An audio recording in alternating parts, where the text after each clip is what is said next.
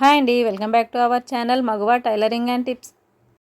ఈరోజు వీడియోలో అయితే వీ నెక్ బ్లౌజ్కి హెమ్మింగ్ పట్టి అదేనండి నెక్ పట్టిని ఎలా కుట్టుకోవాలో చూద్దాం. వీడియోని అయితే స్కిప్ చేయకుండా చూడండి, అలాగైతేనే మీకు క్లియర్గా అర్థమవుతుంది. అలాగే వీడియో నచ్చినట్లయితే వీడియోని అయితే ఖచ్చితంగా ఒక లైక్ చేయండి. చూడండి, ఇక్కడ వీ షేప్ లాగా వచ్చింది కదా, ఈ మూలల్లోన ముక్కను ఎలా తిప్పుకోవాలో చూపిస్తా అండి. ఇక్కడ ఫ్రంట్ కూడా వీ షేపే ఉందన్నమాట, back front same neck. First మెడ ముక్క తిప్పుకోవడం కోసం చూడండి, స్ట్రేట్గా ఇలా ముక్కలు ఒక 1.5 ఇంచ్ ఉండేటట్టు చూసుకోండి, 1.5 ఇంచ్ వెడల్పు ఉండేటట్టు చూసుకోండి. పొడవు వచ్చేసి మనకి బ్లౌజ్కి ఎంత సరిపోతుందో అంత పొడవు తీసుకోండి. చిన్న చిన్న ముక్కలైనా సరే జాయింట్స్ వేసుకొని అన్ని ముక్కలు ఒకే విధంగా ఉండేటట్టు చూసుకోండి.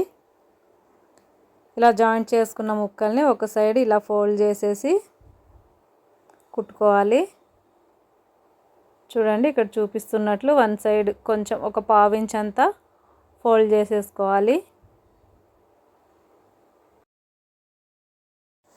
మనం కట్ చేసుకున్న పట్టీ మొత్తం ఇలా కుట్టుకున్న తర్వాత చూడండి, ఫోల్డింగ్ మనం చేసాం కదా, అవతల సైడ్ కాకుండా ఒక సైడ్ మనకు కుట్టకుండా ఉంది కదా, ఆ సైడ్ మనం బ్లౌజ్కి వేసి కుట్టుకోవాలన్నమాట.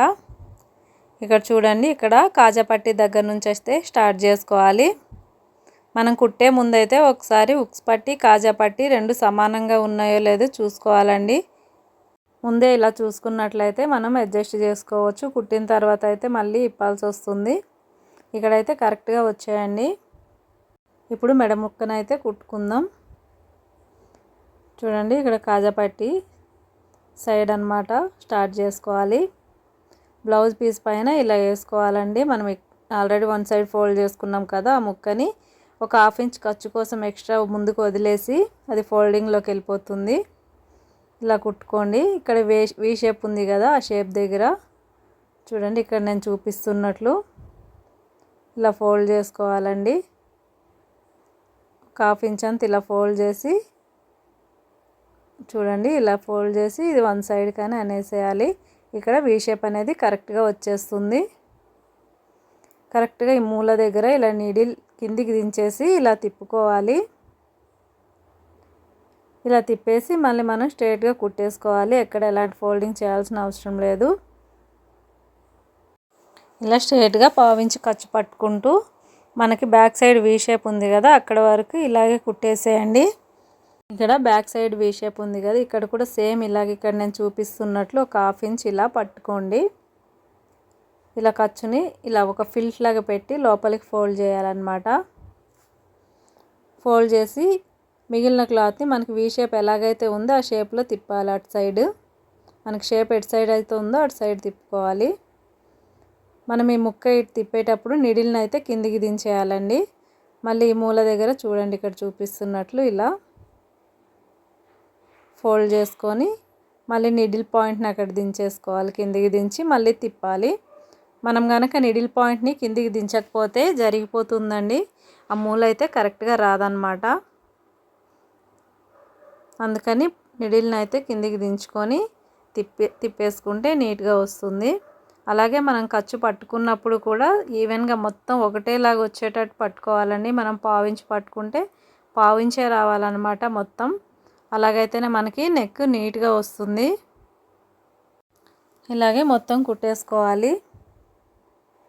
మనకి ఇంకా ఫ్రంట్ దగ్గర ఒక వీ షేప్ అయితే ఉంది కదా, అక్కడ కూడా సేమ్ అలాగే ఇంతకుముందు ఎలాగైతే కుట్టుకున్నామో అలాగే కుట్టుకోవాలండి. ఇంకోసారి చూడండి క్లియర్గా. ఇలా ఒక ఫిల్ట్ లాగా పెట్టుకోవాలండి. ఒక 1/2 ఇంచ్ అంతా ఫోల్డింగ్ అయితే వస్తుంది. మరి చిన్న ఫిల్ట్ కాకుండా ఒక 1/2 ఇంచ్ అంతా లోపలికి ఫోల్డ్ చేస్తేనే నీట్గా వస్తుంది. ఇప్పుడు ఇక్కడ ఈ లాస్ట్కి ఇలా వచ్చేసి ఇక్కడ రఫ్ చేసుకొని ఈ ఎక్స్ట్రా ఉన్న ముక్కనైతే కట్ చేసేయండి. అంటే మనకి లోపలికి ఫోల్డింగ్కి కావాల్సినంత ఉంచేసి మిగిలింది కట్ చేసేయండి. ఇప్పుడు మనం ఈ మూలలు ఉన్నాయి కదా, అదే వీ షేప్ ఉంది కదండి, ఆ కార్నర్స్ దగ్గర అయితే కట్స్ పెట్టుకోవాలి. చూడండి, ఈ కుట్టుకు దగ్గరగా వచ్చేలాగా కట్స్ అయితే పెట్టుకోవాలి.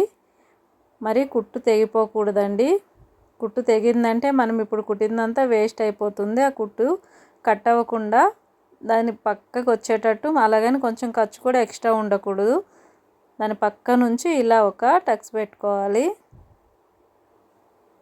ఇలా కట్ చేసుకోవాలి అన్ని మూలలు. ఇలా కట్ చేసుకున్న తర్వాత చూడండి, దారం అయితే కట్ అవ్వకూడదు.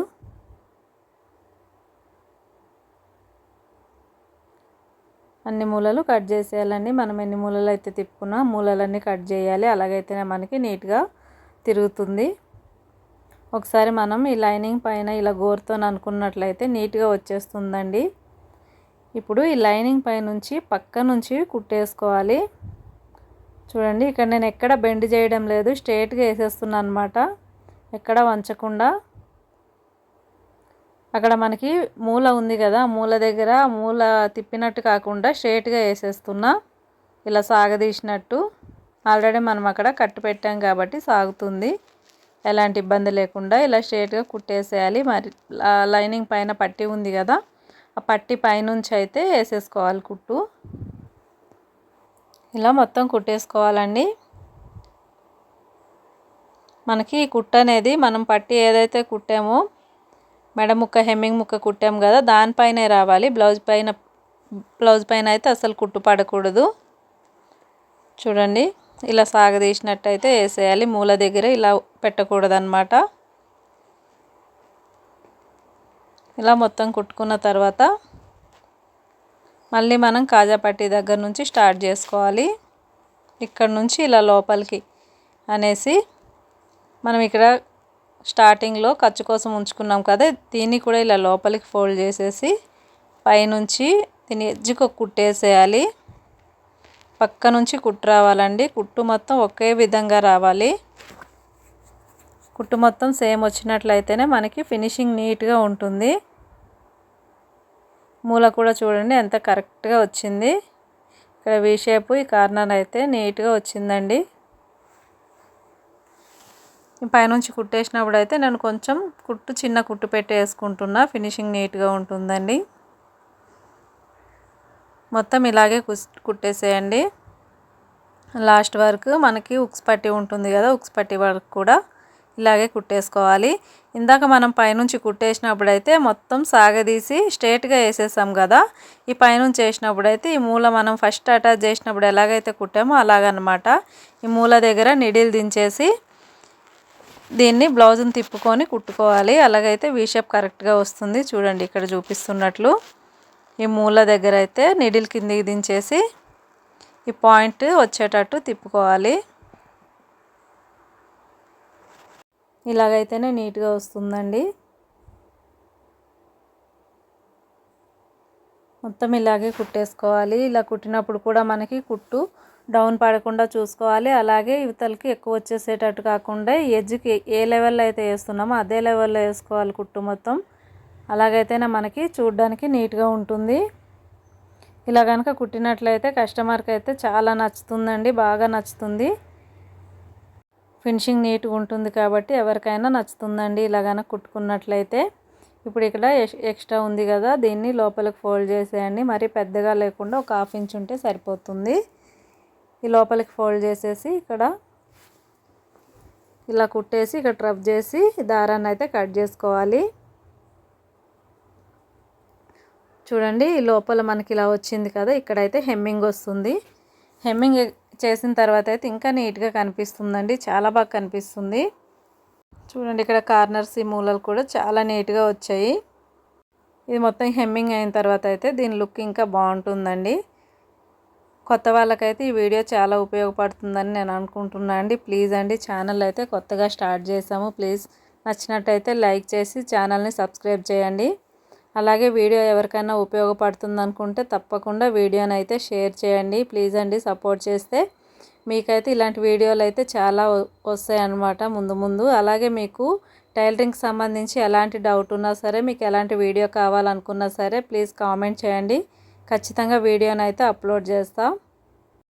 ఛానల్ అయితే తప్పకుండా సబ్స్క్రైబ్ చేసుకోండి. Thank you for watching.